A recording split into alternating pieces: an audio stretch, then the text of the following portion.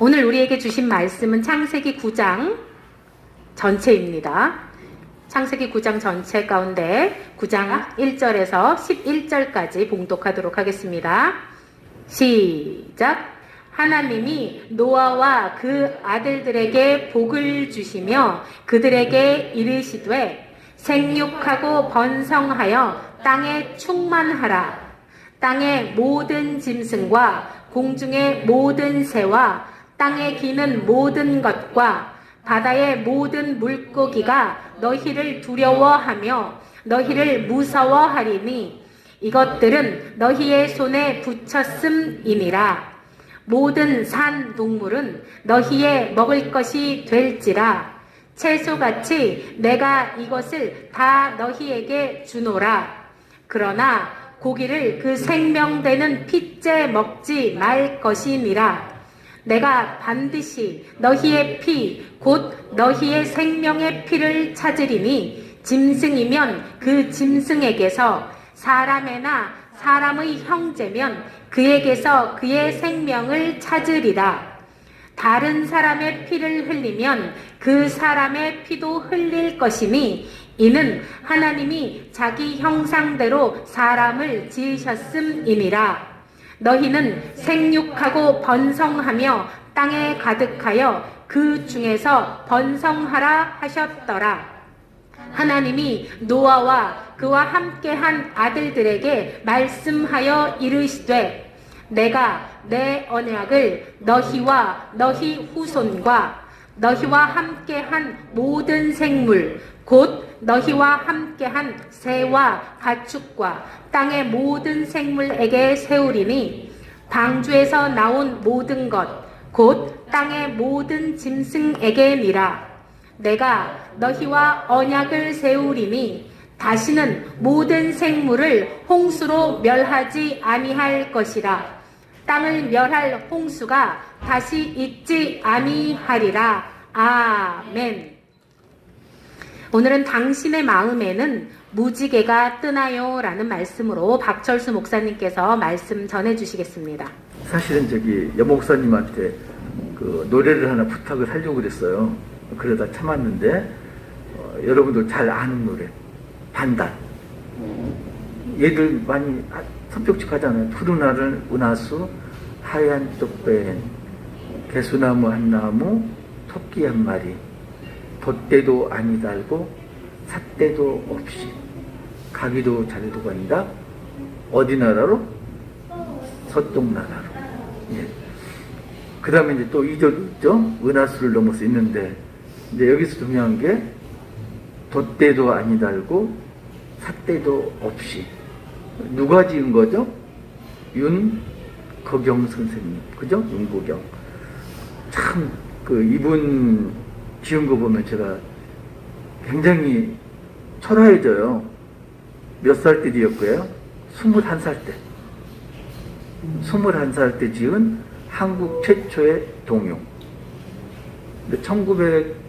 1924년도에 지었는데 1923년 9월에 일본에서 지진이 일어났어요. 관동테이 지진이. 그래서 일본에 유학에 있다가 윤구경 선생이 지진이 일어나니까 귀국을 하죠. 그때 누이 동생이 죽었대요.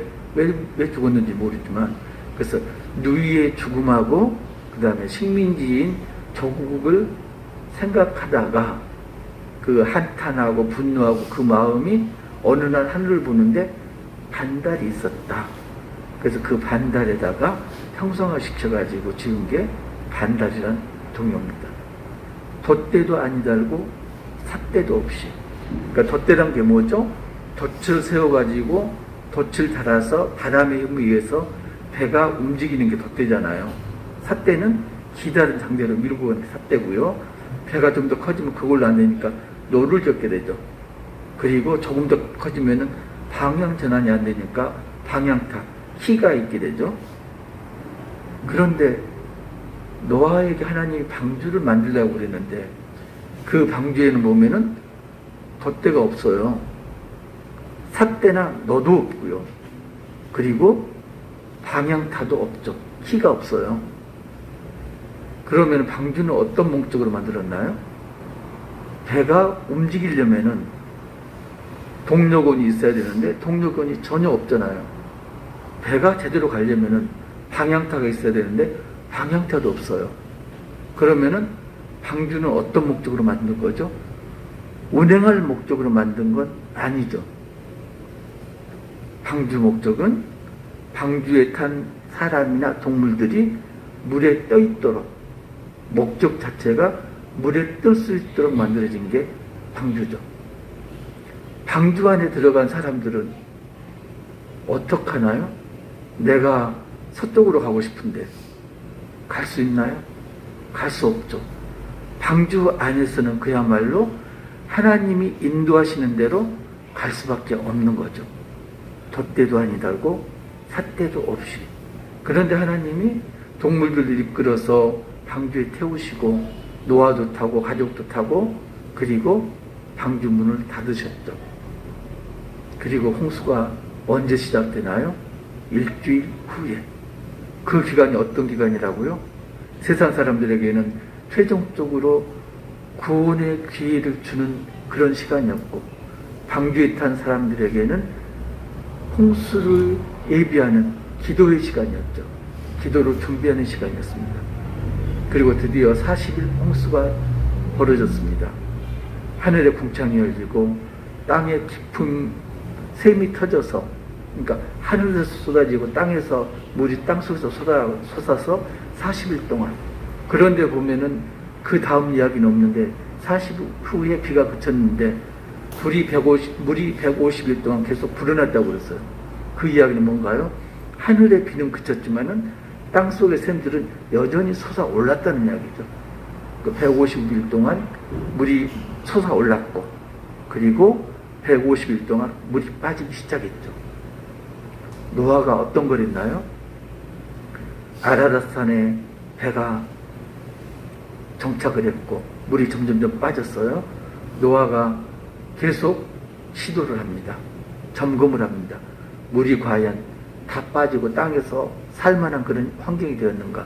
까마귀를 내보내고 비둘기를 3번씩 내보내가지고, 그리고도 하나님이 허락을 안 하셨는데 언제 하나님이 방주에서 나갈 허락하셨나요? 1년째 되던 365일째 드디어 노아가 방주 밖으로 나옵니다. 방주 밖에 나와서 한 첫 번째 일이 뭔가요? 번제를 드렸습니다. 번제라는 건 짐승을 잡아서 피를 흘리고 그리고 그 짐승을 하나님께 올려드리는 거죠.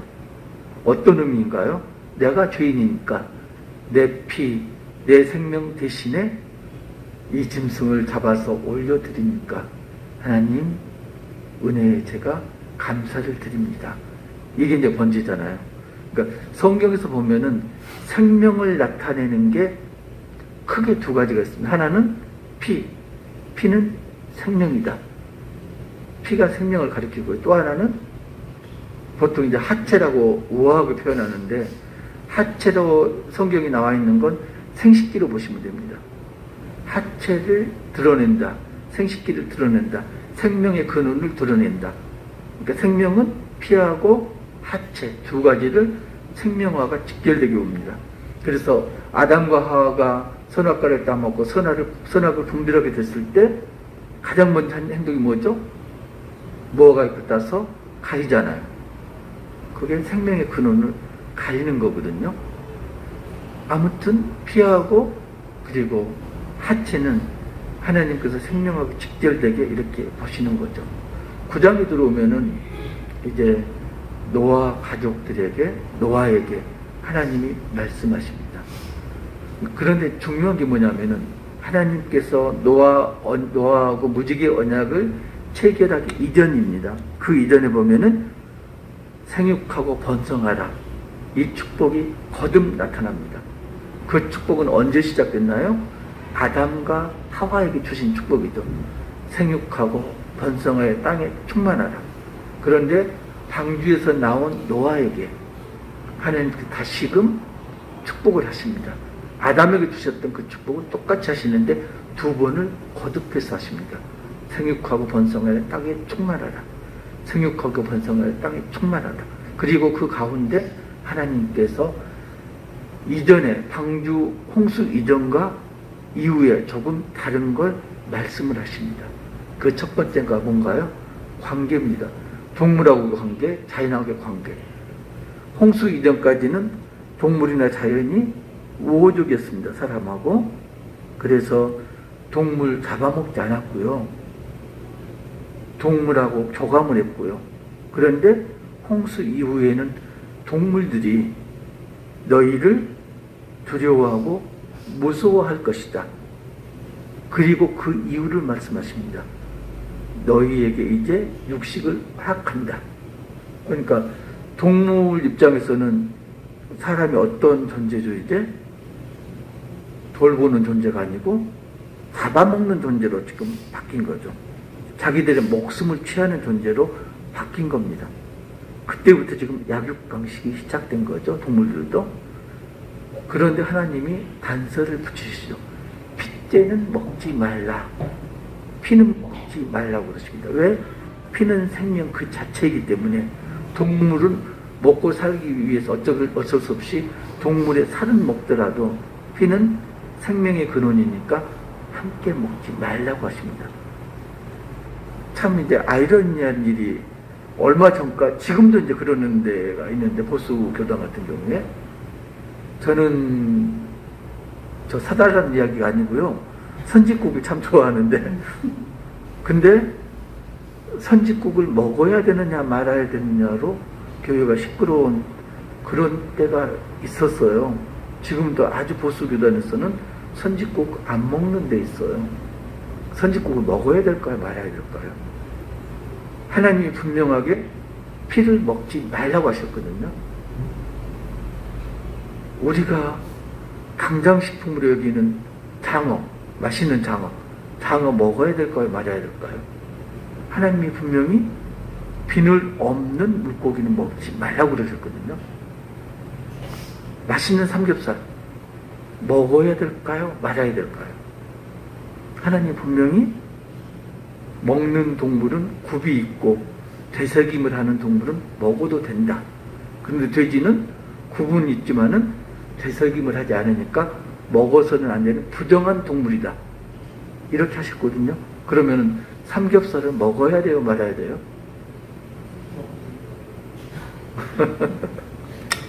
이게 이제 그 초기 기독교 사회에서도 문제가 됐었죠.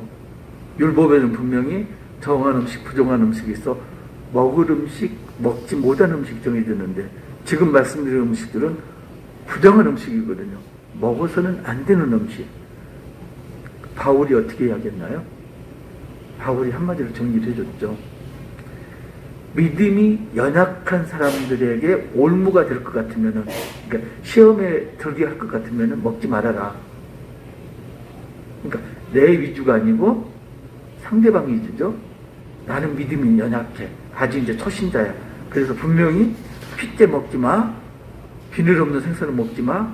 되새김하지 않는 건 먹지 마. 이렇게 이야기했는데 내가 그걸 맛있게 먹고 있으면은 시험에 빠지죠. 그잖아요. 먹지 말라고 나는 배웠는데 그럴 때는 먹지 말아라. 그런데 그거 아니다. 하나님이 주신 거니까 맛있게 먹으면 된다. 안 먹을 때가 언제냐고요? 믿음이 약한 자에게 시험에 빠질 그런 우려가 있으면은 먹어서는 안 된다. 그렇지만은 그렇지 않은 경우에는 하나님께서 주신 음식이다. 이렇게 정리를 했죠. 근데 그게 이제 요 근래까지도 그거 가지고 고민하는 사람들이 꽤 돼요. 구약만 보면은. 그러니까 구약하고 신약하고 보면은 구약에서 문제가 됐던 게 신약에서 거론되는 경우가 있어요. 그런 경우는 신약에 있는 걸 그대로 따르면 되고요. 신약에서 구약에 있는 걸 거론되지 않는 경우는 구약 걸 그대로 따르면 돼요. 원칙은 그거거든요. 그래서 그렇게 하면 되고. 그 다음에 또 하나 이제 말씀을 하시죠. 살인을 하면 안 된다. 왜 살인을 금하셨을까요? 물론 이제 사람 죽이는 게 뭐 좋은 일은 아니니까 금하셨겠지만은 살인을 금한 근본적인 이유는 사람은 하나님의 형상이잖아요. 그러니까 살인을 한다는 것은 하나님을 죽이는 행위죠. 하나님의 형상을 죽이는 거니까. 그래서 살인을 하면 안 된다 금지를 하시죠. 그 다음에 비로소 언약을 체결합니다. 내가 다시는 너희 죄로 인해서 땅을 저주하지 않을 것이다. 다시는 물로 멸망시키지 않을 것이다. 이걸 통상 뭐라고 그러나요? 무지개 언약. 그 징표로 내가 구름 사이의 하늘에 무지개를 나타나게 하겠다. 근데 무지개가 아름답잖아요. 무지개가 아름다운데 고대 근동에서 무지개는 어떻게 생각했냐면은 활로 여겼어요. 활. 어떤 활? 하늘에 있는 하늘에 계시는 신이 전쟁에 사용하는 활. 그러니까 무지개를 보면은 하나님이 사용하는 활을 생각한 거예요. 하나님과 신들의 전쟁을 생각한 거예요. 근데 하나님이 그 활을 구름 사이에 두겠다. 이 이야기는 뭐죠? 이제는 전쟁을 멈추겠다. 안 하겠다. 사람들하고 전쟁을 하지 않겠다. 너희 죄를 벌하지 않겠다. 너희를 다시는 멸망시키지 않겠다. 그 약속이 하늘에 활을 그냥 구름 사이에 놓는 거죠. 그게 무지개로 나타나는 거고요. 노아와 그 가족들이 몇 명이었나요? 8명. 8명이 이제 살아갑니다. 그런데 이제 노아가 가장 먼저 했던 게 어떤 거죠? 농사를 지었어요. 먹고 살아야 되니까 농사를 지었는데 포도 농사를 지었어요. 그리고 포도주를 만들어서 포도주를 마시고 취했네요. 그러니까 포도주가 사실은 성경에서 나쁜 의미가 아니거든요. 포도주는 기쁨, 즐거움, 축복 이제 이렇게 의미가 쓰여지는 건데 취할 때는 문제가 다르죠. 그래서 나시린 같은 경우에는 독주를 입에 대지 못하게 하죠. 그리고 신약 시대에 와도 집사라든가 감독을 세울 때 술을 자주 먹는 사람들, 그거는 술에 임박했다고 그러죠. 술에 임박한 사람들은 집사나 감독으로 세우지를 않죠. 그러니까 술에 취한다는 건 지금 포도주가 기쁨이었는데 기쁨하고는 정반대 상황이라는 거죠. 노아가 술에 취했습니다. 그러니까 우리가 술에 저는 이제 다행인지 불행인지 술을 냄새도 못 맡아요. 그래서 참 신앙심이 깊다 그러는데 신앙심하고 상관없이 옛날에도 선천적으로 못 마시니까 밀밭에만 가도 박하사나만 먹어도 취하니까 근데 그 다음에 담배 연기만 맡아도 그냥 머리가 이렇게 도니까 술 담배를 전혀 못 하거든요. 근데 이제 옆에서 보는 사람들은 교회 다니는데 역시 다르다, 정말 경건하다 이렇게 오해들 하거든요. 근데 저는 아마도 술 담배가 맞았으면은 지금도 가끔 하지 않을까 그런 생각을 가끔 해요. 술 담배하고 믿음하고는 저는 상관관계가 100% 있다고는 생각 안 하거든요. 물론 술 담배가 신앙생활에 걸림돌이 되죠. 인이 박히면 안 되는데 그게 기호식품으로 여겨진다면 그 정도까지는 무난하지 않을까 이런 생각을 갖고 있거든요. 바리새인적 입장에서 전혀 납득할 수 없는 그런 거지만은 아무튼 노아가 포도주를 마시고 취했습니다. 술에 취한 사람들 보면은 몇 가지 유형이 있더라고요. 저는 이제 술자리는 좋아해요. 대화를 나눌 수 있는 장소고, 그 다음에 그 사람의 본심이 뭔가를 알 수 있는 그런 장소니까. 보면은 술이 좀 들어가면은 말이 없어지는 타입이 있고요. 그 다음에 말이 많아지는 타입이 있고요. 또 하나는 그냥 잠이 드는 타입이 있더라고, 저 형이. 또 하나는 마지막 타입인데, 타입이 아주 안 좋은 타입인데, 제 이야기 나오는 그런 타입이 있더라고요. 때려부시고, 폭언을 하고, 이제 이런 타입. 근데 노아는 보니까, 폭언하고 이런 거 했다는 이야기는 없고, 잠이 들었어요. 잠이 들었으니까, 술버릇이 별로 없다고 봐야 되는데 문제가 하나가 있죠. 벌거벗고 잠이 들었더라. 또 벌거벗으면 어떻게 되나요? 하체를 드러냈더라. 하체가 생식기라고 그랬잖아요. 하체를 드러냈다는 건 생명의 근원을 드러낸 거죠. 아담이 범죄하고도 무화과 나무로 하체를 가렸는데 노아는 지금 의도적으로 하체를 드러낸 겁니다. 그러면 이게 아담과 하와의 범죄에 버금가는 범죄를 저지른 거죠. 하나님의 생명을 정오리 여긴 거죠. 근데 중요한 게요. 노아가 하체를 드러내는 게 범죄라고 그러면은 거기에서 끝났으면 좋은데 그 범죄가 유전이 됩니다. 누구에게? 둘째 아들 함에게. 함이 그걸 봤어요. 아버지 노아가 벌거벗고 술 취해 있는 걸 보고 그걸 형 아우 이야기를 했죠. 우리 아버지가 있잖아.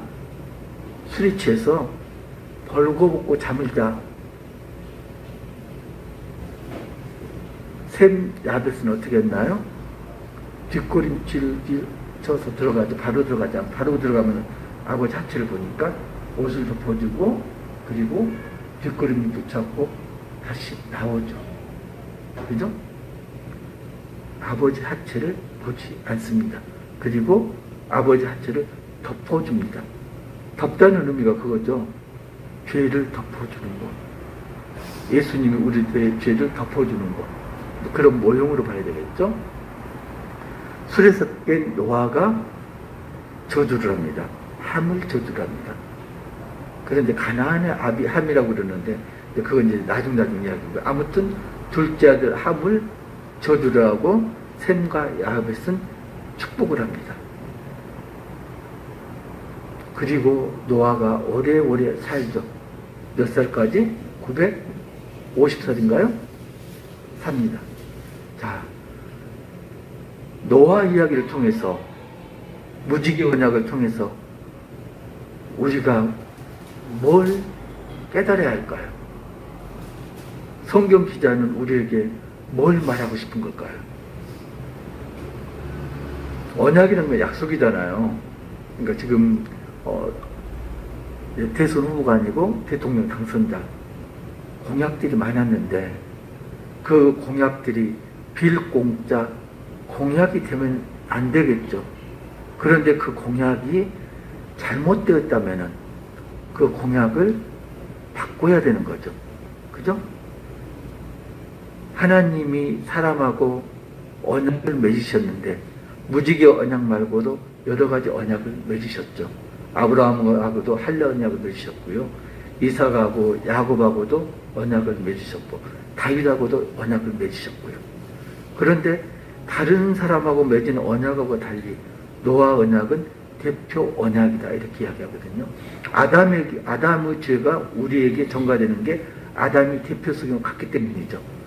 노아 언약이 우리까지 영향을 미치는 게 대표성을 갖기 때문입니다. 노아에게 하나님이 약속을 하셨죠. 다시는 물로 너희를 멸망시키지 않겠다. 그 약속이 우리에게도 똑같이 적용되고 있죠. 사람뿐만이 아니고 모든 생물에게 그 약속이 똑같이 적용되고 있죠. 그 약속은 언제 최종적으로 완성되나요? 예수님의 새 언약에서 최종적으로 완성이 되죠. 그러니까 고대 근동에서 보면은 언약이 세 가지 종류가 있는데 하나는 쌍방 언약, 두 사람이 동등한 관계에서 언약을 맺는 겁니다. 그러니까 사무엘서를 보면은 사무엘하 18장 3절 보면은 제가 한번 읽어볼까요? 사무엘하 18장 3절 요나단은 다윗을 자기 생명같이 사랑하여 더불어 언약을 맺었으며 그러니까 요나단과 그리고 다윗이 동등한 입장으로 언약을 맺습니다. 이걸 이제 쌍방 언약을 해요. 그러면은 양쪽이 다 언약을 지킬 의무가 있는 거죠. 그 다음에 두 번째는 일방적 언약이 있어요. 이건 힘이 센 자가 약한 자하고 강제적으로 맺는 언약. 그러면은 이건 언약을 지킬 의무가 누구한테 있나요? 힘이 약한 자. 약소국에게 이 언약 지킬 책임이 있는 거죠. 그런데 세 번째 언약은 하나님 언약입니다. 이건 일방적 언약인데, 일반적으로 사회에서 일방적 언약하고 다른 게 뭐냐면은, 사회의 일방적 언약은 약자가 언약을 지킬 의무가 있는데, 하나님의 일방적 언약은 언약을 지킬 자가 누구? 사람이 아니라 하나님이다. 강자가 언약을 지킬 의무를 졌다. 그래서 이걸 우리가 은혜 언약 그러죠. 그러니까 하나님이 주신 언약들은 전부가 은혜 언약입니다. 지킬 의무가 누구에게 있다? 사람이 아니라 하나님에게 있다. 그런데 하나님이 참 의미심장한 그런 말씀을 하세요. 내가 언약을 주겠다 그러면서 그 전에 무슨 말씀을 하냐면은 언약을 주시는 이유에 대해서 말씀을 하세요. 너희들이 잘나서 언약을 주는 게 아니고, 사람의 마음은 어려서부터 악할 뿐이니 마음이 악하기 때문에 내가 언약을 맺겠다 하십니다. 그 이야기는 뭐죠? 너희들이 마음이 약하여서 저지르는 모든 악한 행위는 내가 대신 감당하겠다. 그게 마지막으로 하나님의 독생자 예수 그리스도가 십자가에서 대속물로, 대속이라는 건 죄를 대신 담당하는 게 대속이잖아요. 대속물로 돌아가시면서 성취가 되죠. 지난 여름에 요 근래 들어서는 아주 많게 우리가 무지개를 봤어요. 그죠? 선명한 무지개, 쌍무지개를 봤습니다. 무지개를 보면서 어떤 생각을 하셨나요? 이쁘다? 노아 언약? 아, 하나님이 우리를 지켜보고 있구나. 우리를 잊지 않으셨구나. 그런데요, 노아 언약에서 기억할 게 하나님의 은혜인데, 그러면서 우리가 이제 망각하는 게 뭐냐면은, 사람의 마음은 어려서부터 악하다. 이걸 우리가 망각하고 있는 거죠. 하나님 은혜만 생각하고 있는 거예요. 이게 이제 마태복음에서는 그렇죠. 예수님이 말씀하시는 것. 마태복음 15장 9절, 19절 보면은 마음에서 나오는 것은 악한 생각과 살인과 간음과 음란과 도둑질과 거짓 증언과 비방이니. 사람에서 나오는 건, 사람의 마음에서 나오는 건, 사람의 마음에서 나오는 것.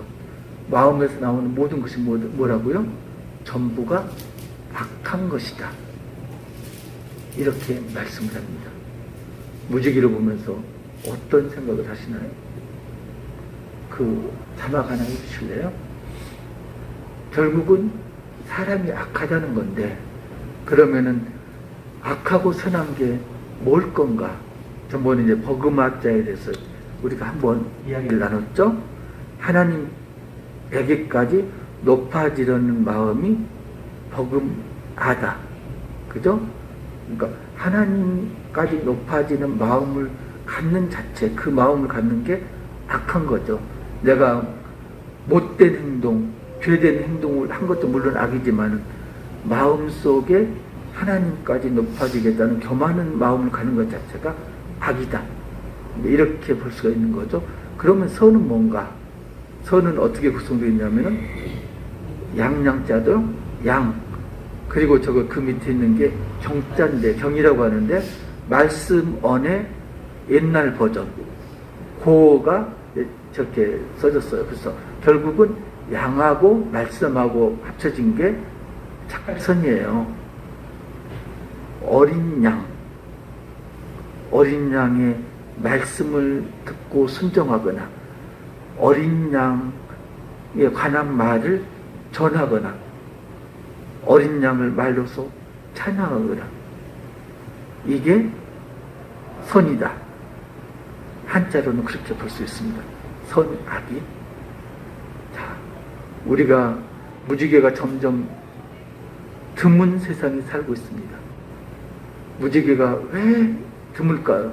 물론 환경이 공해가 심해가지고 무지개가 나타나기 어려운 그런 환경이죠. 그거 말고는 이유가 없을까요? 무지개가 걸렸다는 건 하나님께서 무던히 인내하고 계시다는 거죠. 사람의 마음은 어려서부터 악한데 그 악한 행동이 지속되는 걸 하나님이 견딘 그 표시가 지금 무지개로 나타나는 거죠. 하늘에만 무지개가 있나요? 여러분 마음속에는 무지개가 없어요. 무지개가 보통은 문학적으로는 희망을 이야기하죠. 희망을 무지개로 표현을 합니다. 우리 마음속의 희망은 뭔가요? 우리 마음속의 희망은 뭐죠? 구원이라고 볼 수도 있고요. 영생이라고 볼 수 있고 예수 그리스도라고 볼 수가 있고 하나님과 동행하는 것. 그죠? 하나님과 동행하는 게 우리의 유일한 희망일 수가 있는 거죠. 날마다 마음속에 무지개가 뜨나요? 암담한 상황에서 정현지 집사님, 이보람 집사님, 서율서와 설인 그 가정에 지금 역병으로 신음하는 그 가정에 정말로 뛰쳐나가고 싶지만 나가지 못하는 방주에 갇힌 그런 상황에서 덧대도 아닌 달고 삿대도 없이 어디로 갈 바를 모르는 그 가정, 그때 우리가 뭘 봐야 된다고요? 내 마음속에 무지개가 떴는가? 희망이 있는가? 나는 예수님과 동행을 하는가? 이걸 봐야 된다는 이야기죠. 여러분 마음속에 무지개 떴어요? 날마다 주님과 동행하면서 무지개를 바라보고 그리고 날마다의 삶이 정말로 무지개 보면서 내가 죄인임을 깨닫고 죄에서 멀어지는 그런 우리 지체들 되시기를 주님의 이름으로 축복합니다.